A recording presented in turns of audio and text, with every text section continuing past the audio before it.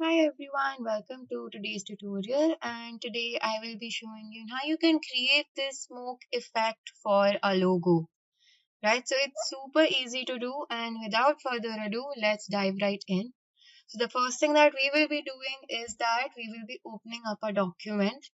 So for this tutorial, I have used this document which is 1920 by 1080 pixels, and make sure that your orientation is in landscape. The resolution is 300. The color mode remains to be in RGB color and the background color remains to be white. So once we've got this, change your artboard or document name to smoke effect logo, and since this is a tutorial, I will be adding that word as well. Alright, and let's start. Okay, so the first thing that we need to do is to make our smoke effect. For that, you will have to actually download a set of smoke brushes, and this is very easily found in Google. If you just Google in smoke brushes, you will find a variety of brushes, and whichever brushes you like best, do feel free to download them and then import them in Adobe Photoshop, right? But in case if you're too lazy to download the smoke brushes, Adobe Photoshop does have like a huge variety of brushes to offer from, and you can actually choose a brush which is much more closer to the effect. But I would highly recommend that you actually download the brushes first. So for this tutorial, I will be using this brush, which is the smoke brushes that I was talking about that I downloaded, right? And I will be bringing the size down a little bit to 1000 pixels, right? So it looks like this, okay? So this is how big I want my brush to be, and like that. So I will be making sure that my foreground color is black since I want my brush to be in that color, right? So, but in case if you want, you can also change the color of your brush. It's not necessary that the color of your brush has to be black, okay? So we have this, but before I add my brush, make sure that you first create a new layer over here, right? And in this blank layer, this is where I will be adding my brush, okay? So you just click on it once like this. So we get our first smoke brush over here like that, okay? So now what I will be doing is that I will be duplicating this layer by clicking on Ctrl+J, alright? So then after that, I will be clicking on Ctrl+T to select the copied smoke brush that we have just made, and then just rotate it approximately like this, okay?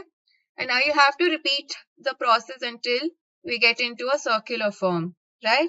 So Ctrl+J to duplicate, Ctrl+T to select, and rotate it around. And then you can also place it like this, or if you want, you can also like decrease the size like this over here, okay? Duplicate the layer and Ctrl+T to transform. Let's also just rotate this, and this time let's just place it randomly a little bit so it looks a lot better, right?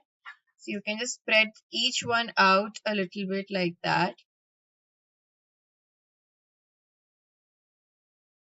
This. So you can actually play around with it, and in case if you want some areas to have a darker smoke, you can let it be the way it is, or you could just click on Ctrl+T and then just rotate it around like that, okay? This, and I think we more or less got everything. So let's just select all our layers like this and click on Ctrl+T, and I'm going to bring the size down a little bit like this, and I will place this in the middle like that, okay? So you've got a smoke effect. If you want, we can go ahead and also like just make a couple of more copies like that to make it look a little bit more better, right? to make it look much more fuller, right? So if that's completely your call as to how much smoke effects you want to add, etc. Okay, like that. Okay, since we've got this, let's go ahead and then add in our square over here. All right, so first what we will be doing is that we'll be creating another layer and select your rectangle tool for this.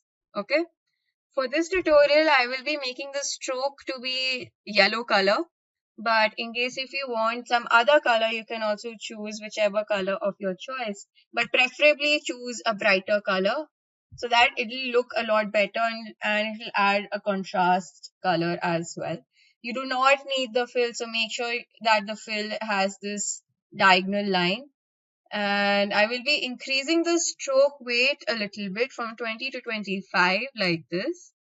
Okay, and let's just make one square like this. All right, so then what I will be doing is that I'll right click on my rectangle layer and I'm going to rasterize this layer as well. And then you can actually bring it down to, you just have to bring your layer down like this by dragging it in the layers option, and you can see that it's getting submerged. Some parts of this rectangle is getting submerged with the smoke, right? So you can place it accordingly as to where you want to place it, right? And once you've got it, you can then just, move it around like this, adjust it accordingly. Then click on Ctrl plus T and we're going to rotate this in a diamond shape like that. Okay, so this is looking really nice. So this effect will vary a little bit depending on how much smoke brushes that you have used in the background, right? So similarly over here, even though the stroke effect was thinner, the effect is the same, and I've got it down a little bit so that it's covering some portions of the rectangle, of the square a bit more like this. And now for the text that needs to come in the middle, right? So again, create a new layer, and this time let's add in our text. So I will be using this really simple font over here. I will be using Japanese text for this tutorial, but you are free to use any font of your choice. Keep the font size a little bit smaller, preferably 48 or 60 depending on the font that you are using. You can keep it regular for now, and let's just change the color of your text as well to white, right? And then you can just type in any word of your choice, right? So let's just type in the word smoke, right? So as you can see, even with this Japanese text, the font size 48 seems to be a little too big, right? So this is what I was talking about. So depending on the font that you are using, the sizes will vary. So in some fonts, you will have to bring it down a bit more like this and just move it to the center of your document like that. Once that's done, we can go ahead and select all our layers over here like this and group them together by clicking on Ctrl plus G, right? So by grouping it all together like this, our layers look a lot more organized now. So now we can go ahead and safely save our file by going to File and clicking on Save As. So by default, my file name is going to be the same as my document name, and my save as type is going to be in an Adobe Photoshop file, short for PSD, right? And you just click on Save and you click on OK. And there you go. We have now successfully created and saved our file in a PSD file. So I hope you found this tutorial to be useful, and with a little practice, you can make more such type of a logo in Adobe Photoshop. So thank you for watching and stay tuned for more.